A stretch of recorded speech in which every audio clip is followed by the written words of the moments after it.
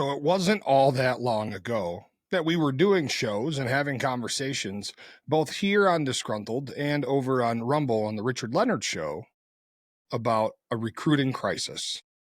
America's recruiting crisis was and has been a pretty big deal, although, in my opinion, it didn't get quite enough attention as we were going through it.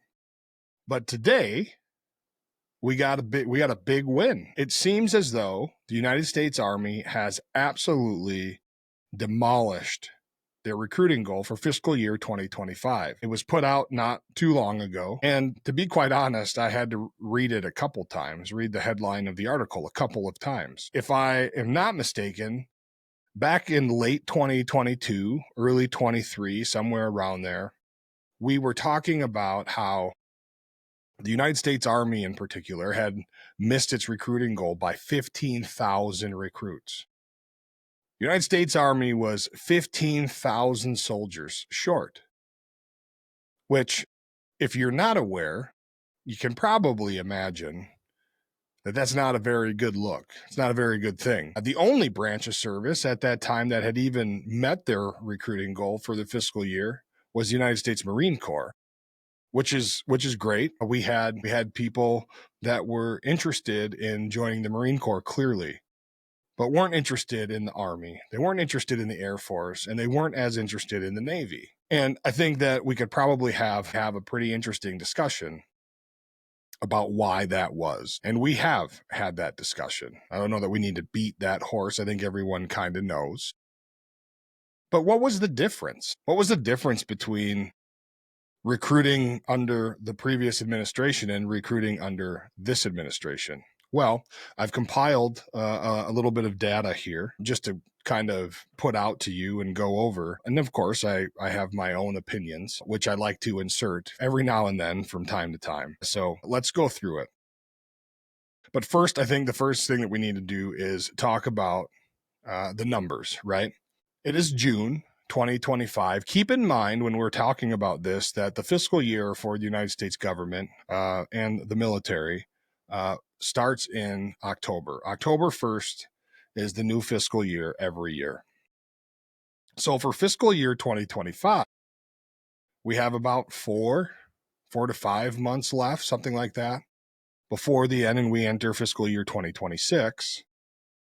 And the United States Army has, as it says here, it set a goal for fiscal year 2025 of 61,000 new active duty soldiers, and it met it this week. The Army has met its recruiting goal this week, 4 months early. I don't know that I've heard that happening for a long time. In fact, it says here that this is the first time in over a decade that the Army has met its goal or crushed it.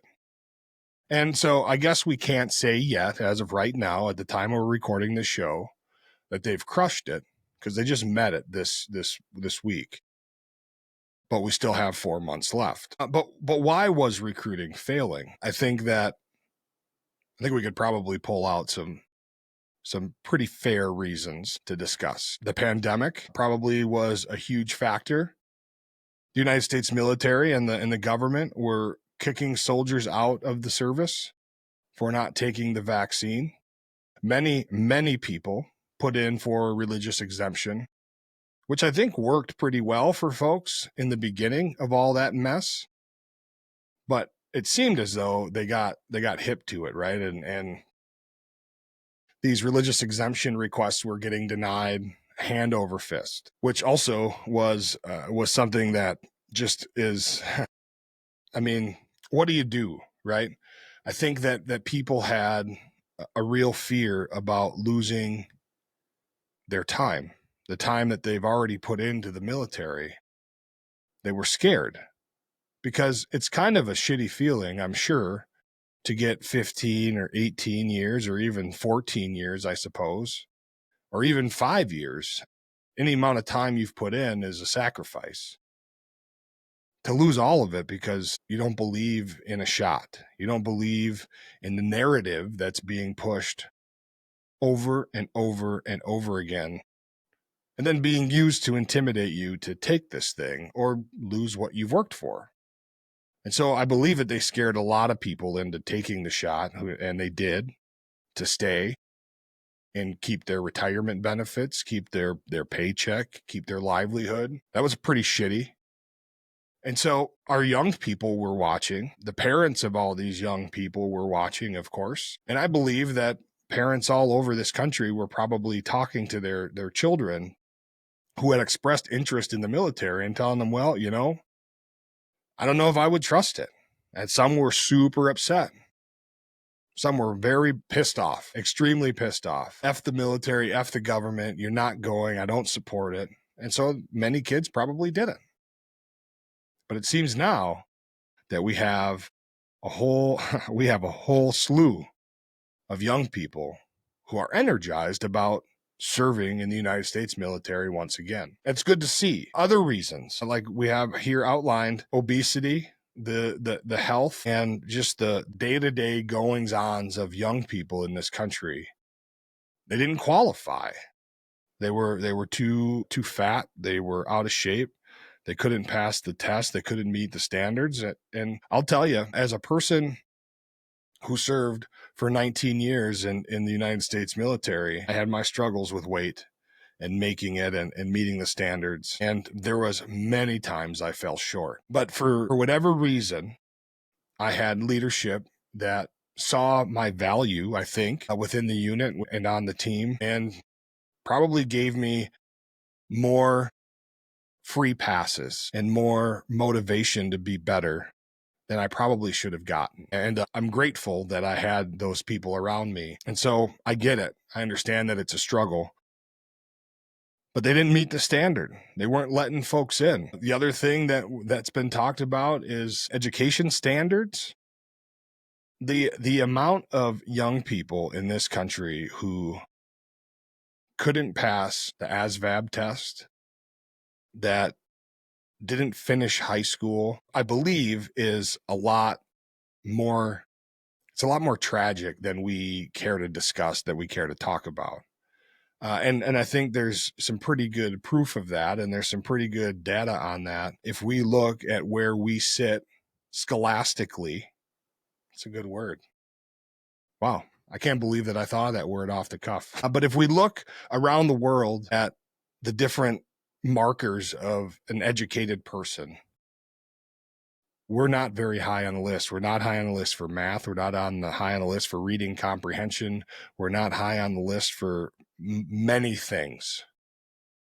We're probably high on the list for like recess all-stars and second lunch havers. We're probably high on those lists. But academically, we don't score high compared to the rest of the world. And believe it or not, one of the stereotypes I think that's pretty prominent amongst our communities for people who don't know a whole lot about the military is that that's where you go when you don't have any other plan. You don't have any other option. Your one true measure of success for your life is going to be the military, because you're not smart enough to get into college, or you're not motivated enough to finish college. So people go to the military. It's where the dummies go. Well, I'm here to tell you that although the United States military has its share of challenged people, there's a lot of very smart people. I mean, I suppose it doesn't make you don't have to be a genius to be brave. You don't have to be a genius to decide to sacrifice everything up into your life for a country or a home that you are endeared to. And so I guess stupid people, smart people, brave people, courageous people, they all have this call to serve, but we couldn't let in the dummies, is kind of what this says here. I think that the other part of it too is that the general public of this country just doesn't trust the government, or didn't trust the government. I mean, I think the one common denominator here is going to be leadership. I think the one common denominator that denotes why these numbers are being just crushed in terms of recruiting has to be leadership.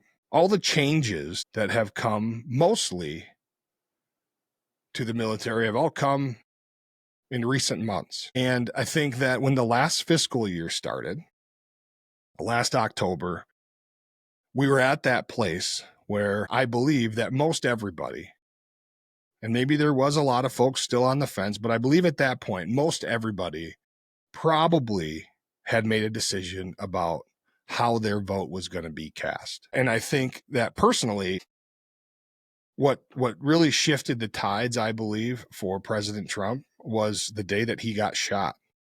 I think the moment of him getting up off the ground on that podium with a bloody ear and blood streaming down his face and raising his fist and screaming fight, I think that was the turning point. I think that was the point in which he secured the election. I think a lot of people in all of the convoluted media bullshit and everything else going on in our country that's so polarizing all the time, I think that was the point in which people on both sides of any argument as it pertained to Donald Trump could see that, well, even if I dislike him, I mean, the man just got shot in the ear and he stood up and screamed and yelled fight. And for some people are going to say that, you know, it was trivial and he barely got hit, or it was rigged and it didn't really happen that way, or whatever.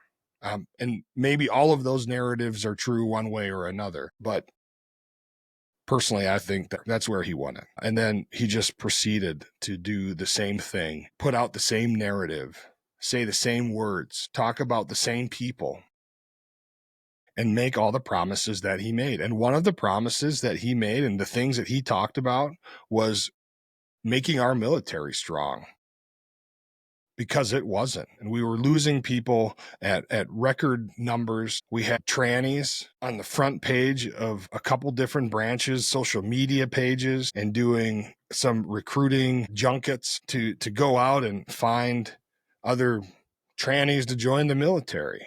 And I think that the people that don't support that would have served in the military, that was a huge turnoff.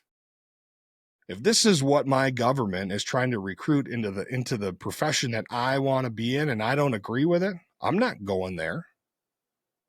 I'm not gonna sign up for that. And I believe that is another huge thing that lost us tons of recruits. And so hopefully some of those people who would have been great soldiers or great leaders in the military either went on to do something where their call to service could be fulfilled and they could make the difference that they were trying to make or looking to make in their communities and around this country. And hopefully they didn't completely throw away the idea, and maybe some of them joined now after the switch. But by the time this fiscal year started, as I said, I believe everyone kind of knew who they were going to vote for. Okay, how did the Army do it? I mean, because there's a lot of words we could probably go over all the promises made and the speeches given and the things that Pete Hegseth has said about making our military strong, the things that President Trump has said about continuing to make our military strong once again. Those are all just words, but what did they really do? And so one thing that I will point out that maybe the last administration put into motion, or it was an idea from Trump's previous administration. I wasn't really able to find out whose idea it was. But in 2022, the United States military launched the Future Soldier Preparatory Course, where if you were one of these folks who didn't meet the physical standards to enter into the service, you had this course that you could opt into, the Future Soldier Preparatory Course, which gave you 90 days to improve on whatever it is you fell short on as far as your health or your physical appearance or whatever. You had 90 days to improve on it. So they gave folks a shot. And I believe that we probably not only gained a lot of recruits from that, but we probably changed a lot of lives for the better. Maybe there's this thing where young people just don't really understand how disadvantaged they are by being out of shape and by being socially inactive and by being caught up on just screens and social media and things like that. And maybe that's stupid of me to say as a person who spends a lot of time putting out content on social media. But I think that this is just the way it is now. The disadvantage to young people and all of this screen time and social media and stuff is that a lot of the world moves by them very quickly, I think, and they don't really have an opportunity to think for themselves and to find themselves. And so hopefully for a lot of these young people, joining the military will offer that to them. Disconnect from your screens, disconnect from your phone, maybe not. But I think that that is a huge thing that we lost out on. And for people of my generation, I think that we're the one generation in our country today that grew up and can remember a time before cell phones, can remember a time before iPhones and internet and streaming and playing video games online and all these things. We didn't have all of that. I remember my very first cell phone was a Nokia something or another, and the coolest thing I could do on it was play Snake and learn how to text really fast with just the number pad. And we didn't have keyboards on our cell phones when they first came out. Hell, I remember being small and my mother one day showed up at home with this purse that had a phone in it. It was crazy. Like nobody could, oh my God, Mom, what is that? And then she had a friend who had a phone in their car, and well, that was something you only seen on movies.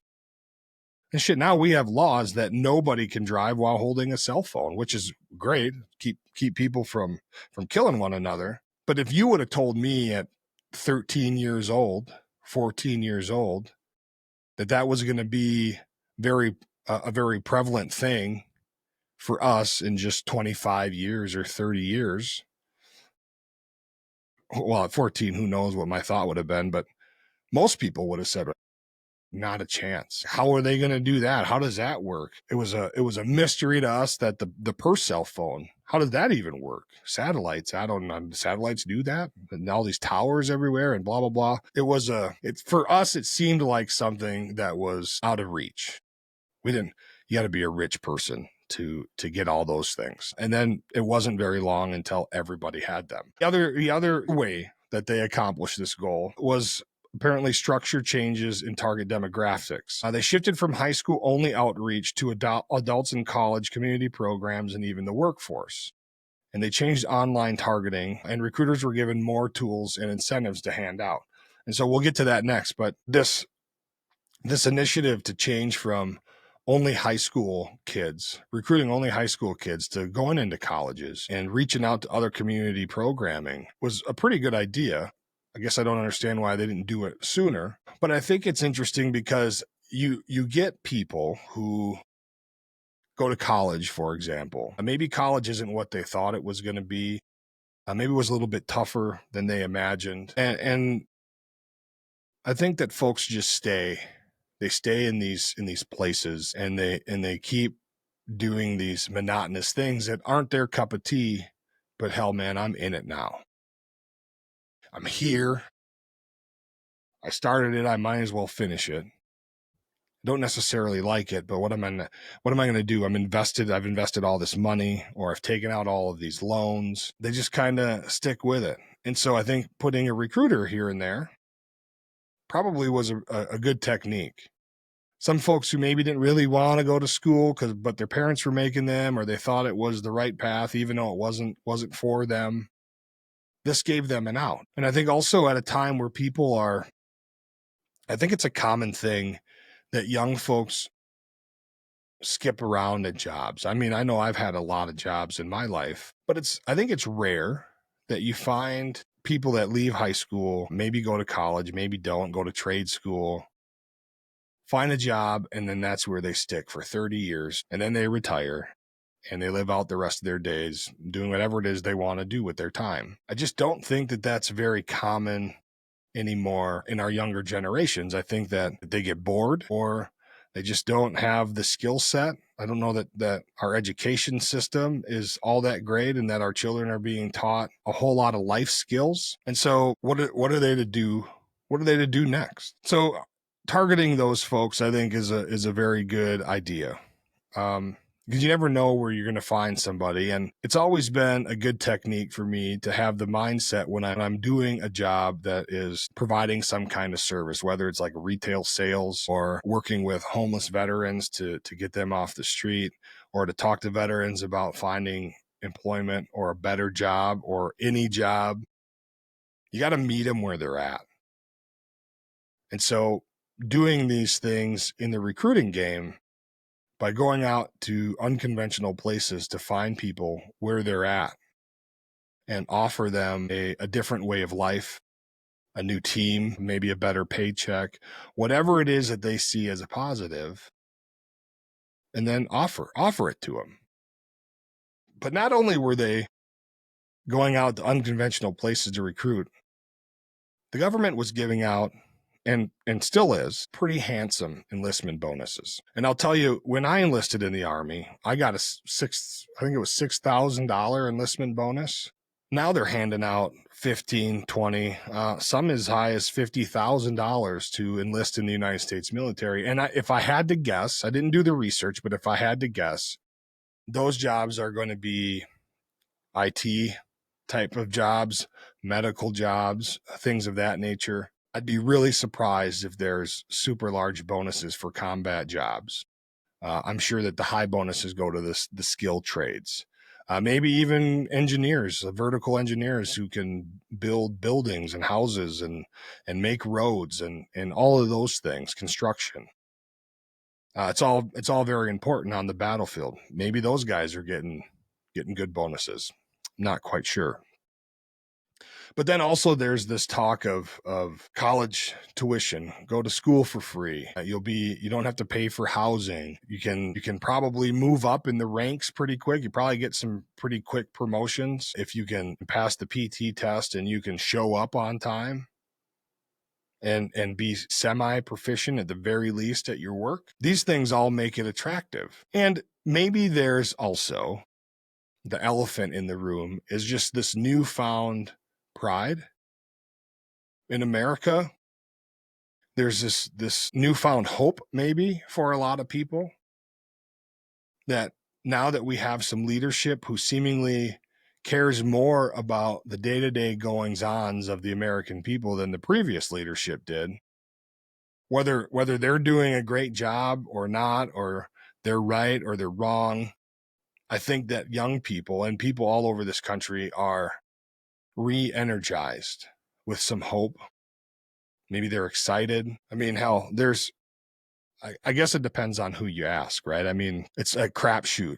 If you talk to a random person, a stranger at the coffee shop, it's a crapshoot on where folks are. And it doesn't seem ever to be like, you know how some people say they're, well, I'm pretty middle of the road. I'm not too far left. I'm not too far right. I just, if it makes sense, I support it. Those people.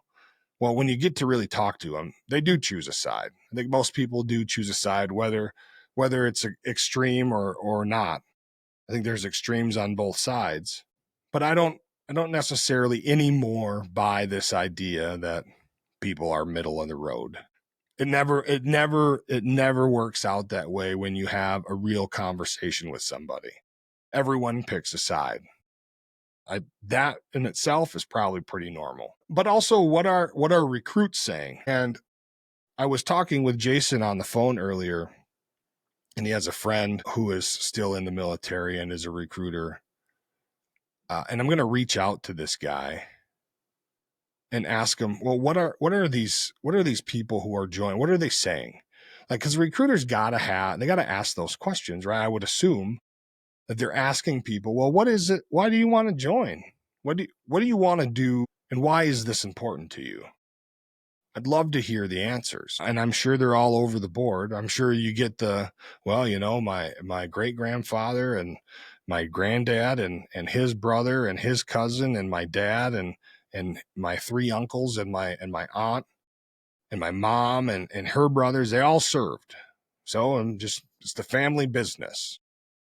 I'm sure they get that. And I'm sure they get, well, hey, now that we have an administration that cares about us, now that we have leadership in the Pentagon that cares about soldiers first, I'm excited about this. I think now that we have leadership that around the world seems to be respected, I think people are energized about being a part of it. There's a new narrative and there's a new feeling in many places when these kind of topics come up.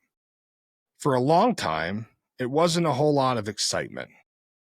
It wasn't a whole lot of elation to talk about joining the military because of the direction that this country was going. And I think that if you've been paying attention to anything at all, there's very specific narratives about what's been happening around here. And as time goes by, it seems that we learn a little bit more. And my hope is that all of these things that we're learning about, whether it be things like the auto pen, Joe Biden's auto pen, the Epstein files and the JFK files and the military recruiting and I mean just all these topics about all these things and all these words spoken about what the truth actually is, coming from the people that should be telling us what the truth actually is because they have access to the information. But it always seems like we just fall a little bit short. It's starting to seem like we get some promises, we get some words to build up our hope about what's coming next. What are we going to learn about? What are we going to see? And then nothing. Just a little tad bit of information to keep you guessing and keep you wondering and waiting for more. But man, I think that more than anything, hopefully, my hope is that more than anything, it's this newfound sense of pride in our country. Maybe joining the military is a thing about honor. Once again, about this idea that don't ever forget where you came from. Probably one of the most profound things that my father has driven into my head over all these 43 years of my life. Don't ever forget who you are and don't forget where you came from. Your home is always going to be your home, and your home did a lot for you. Well, maybe not for everybody, but for a lot of people. Your home provided a lot to you in the sense that this is where you went to feel safe. This is where you went to be with family and friends and people that were important to you. Home isn't just about the four walls that you grew up in or that you live in now. I believe that home is also the people that you surround yourself with. The idea that it takes a village, right? Not just to raise kids, but it takes a village. It takes a village to look out for one another, to have community, which is something that, like here at 3 Clicks Media, that's our goal. Our goal at 3 Clicks Media and Vetertainment is to build community amongst our culture, the warrior culture. You know, we're real tired of reading stories about veterans who have decided to take their own lives, or they've decided to do things that aren't conducive to living out a comfortable life. And our goal is to do things like put on events, you know, like Vetertainment. We do gun bingos and things like that to bring people together in a creative way that can show the community that, hey, we can take care of each other. Because for veterans, sometimes there's just no help coming.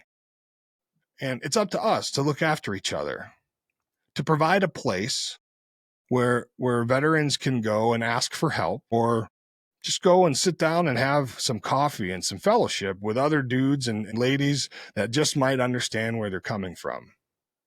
And like I said last week or the week before on the show, that a lot of veterans that I've spoke with in the past who were at the point where they're contemplating killing themselves, or they've already made a plan, they were just waiting for the opportunity or the guts to do it.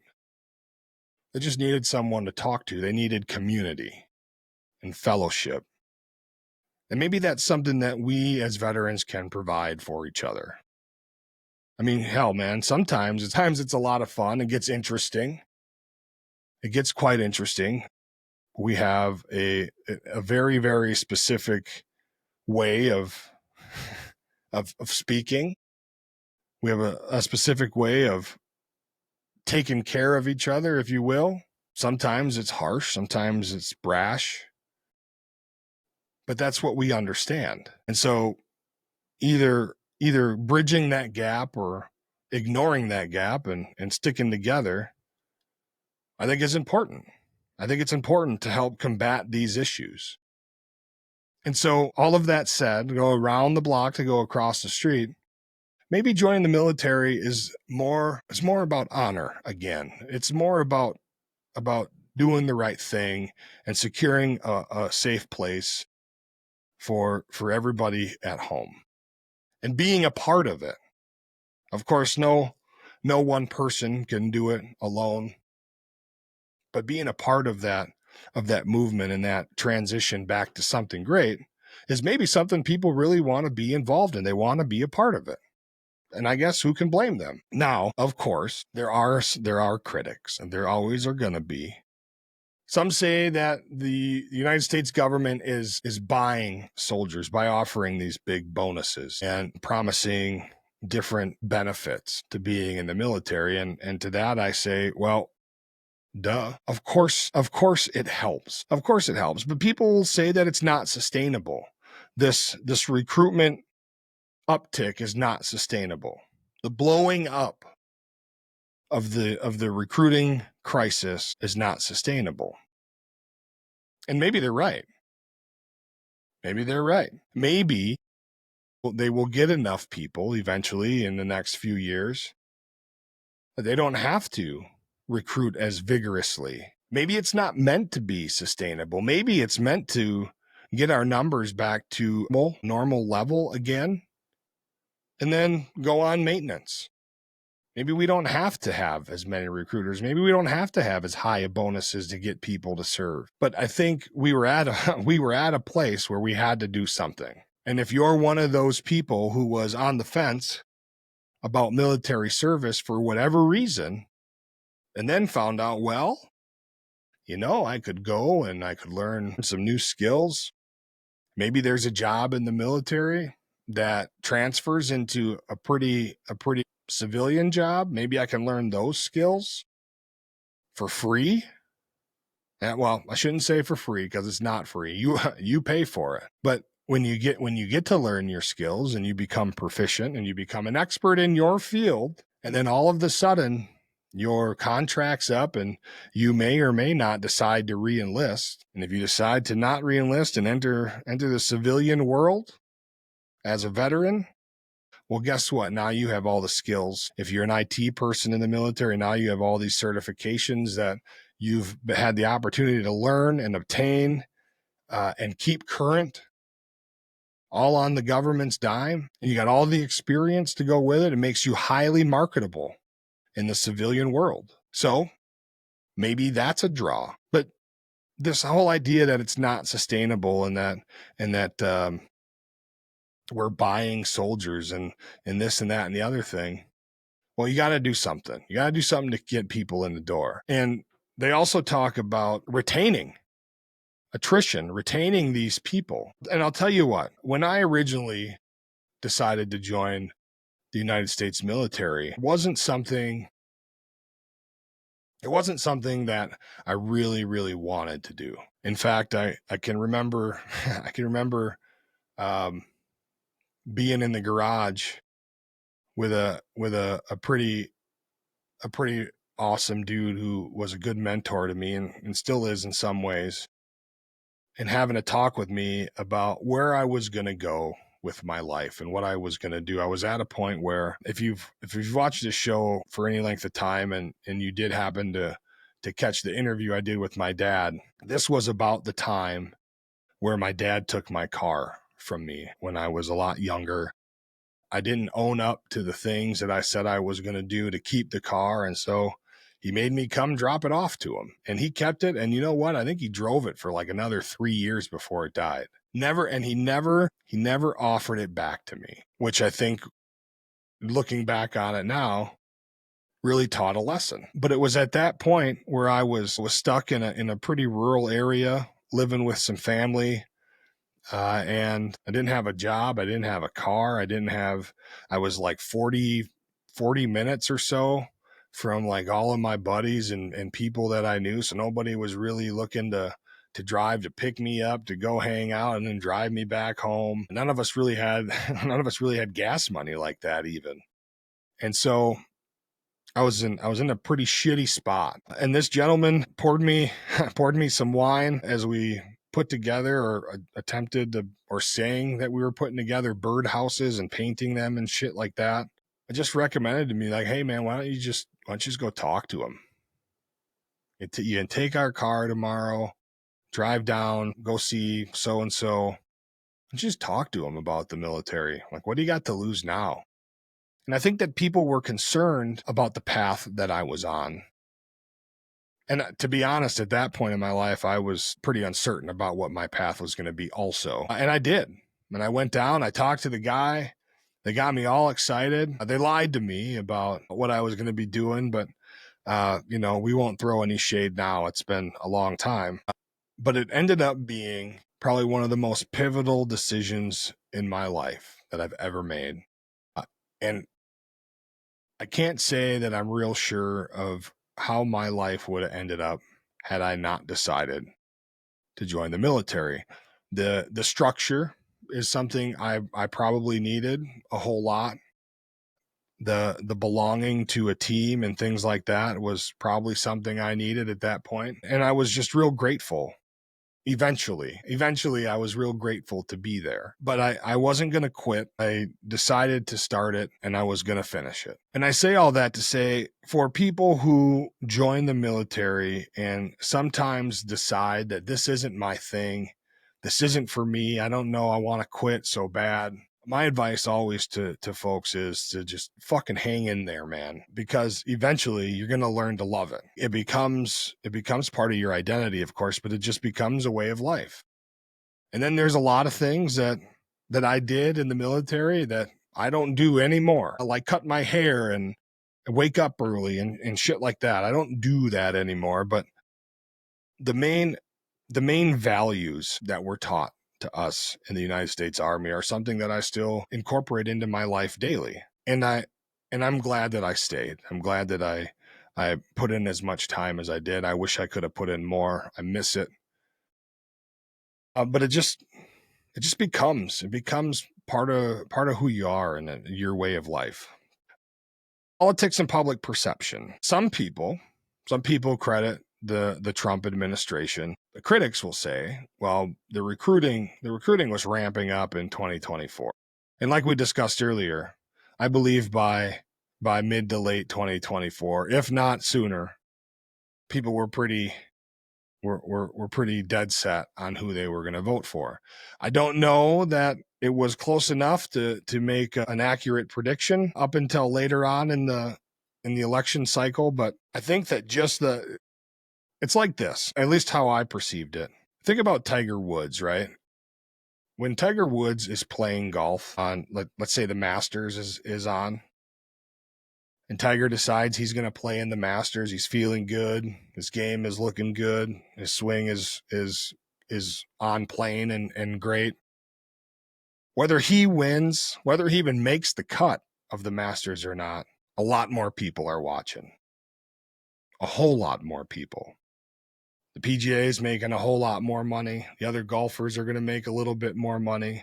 All these brands are going to make a shit ton of money, and Tiger's going to make a shit ton of money. When Tiger's not playing, I will say there are some young dudes in golf now that are doing a really good job, and I think golf in America is coming back, and young people are excited about it. I know a couple of our sons are really into golf, and so it's good to see. But I think this whole recruitment thing and why people are joining is similar to that. Just when Donald Trump was in the conversation to be reelected, it brought people to watch, and it got people believing in him. And I think a lot of folks just thought there's no way that he can't win this election, given what was going on in our country. And I'll admit, I thought it was going to be a lot closer than it was. I didn't think that there were that many people across the United States of America that would have voted red. But I was proven wrong once again. And if my wife is seeing that, all right, babe, you can chalk that up. I was wrong. Public approval of the military has slowly improved over time. I think that, again, all the issues that went on from Trump's first administration through Joe Biden and to now, we had talks of treasonous generals and the wokeness in the military and the trannies being poster boys or girls or whatever they want to call themselves for specific branches of service. And then the lack of badass commercials, the lack of targeting people who have strong American values, the young people that live in the rural areas that are tossing hay bales on their family farm, that know what a good hard day's work is all about, that have pride in this country and pride in our flag. They weren't being targeted. They weren't being messaged in the recruiting effort. So they didn't respond. Hopefully, a lot of those people are part of this 60-something thousand recruits that we got just in this first year. And is it sustainable? Maybe not. But does it need to be? I don't think it does. I wonder if you're a person, if you're watching this and you have served in the military, or somebody who has. My question is, would you do it again? If you could be a young person in today's day, would you join the military again? Did you regret joining the military? Would you let your children join the military? And I suppose let your children is not the question. Would you support your children in joining the military right now? And would you have 2 years ago? I know a couple of years ago, I wouldn't have been too excited about my kids joining the military. Today, I don't know if I would be super excited about it, but I'd be a whole lot less worried than I would have been a couple of years ago. And it all comes down to just, first, are we gonna do anything to show our troops that they're supported? Are they going to be taken care of? Are they going to be taken care of after their service? What kind of leadership are they going to have? If you've served in the service and your children are going, I know one of my main concerns would be the leadership. What kind of leadership are my kids going to have in today's military, and what are they going to learn? Not only are they going to survive and be safe, but what are they going to learn and carry with them the rest of their lives? And I think that we had lots of people talking about the wokeness being just shoved into all of our soldiers through like osmosis, right? They're around it enough. It just leaks in there, and it's maybe not who they really are. And it's maybe not what we want our kids or our military to be like, but we didn't have a choice. And I guess we still don't have a choice, but it seems that the trend that we're on now is a lot more supported by the American people than it was before. But after all that being said, I think that it's important to outline that the Army has crushed its goal, but the mission to rebuild trust and pride and readiness and honor, I think that's still something we can't lose sight of. Right? I don't know that the work is done in that department. And if you served or you thought about it, we want to hear your voice. So leave us a comment below. Also, drop us a like and subscribe, but your comments, the participation, is something that we really enjoy. I enjoy reading the comments. We get some pretty colorful ones, but that's the beautiful thing about America, right? We can all agree to disagree, and you can call me a piece of shit in the comments if you want to. Great. Thanks for watching. But yeah. Would you join? Would you support your children or your family members joining at this day and age? I don't know. Let us know. It'd be great to hear from you. Anyway, that's all the time we have for today. Thanks for hanging in there, and we'll see you next time.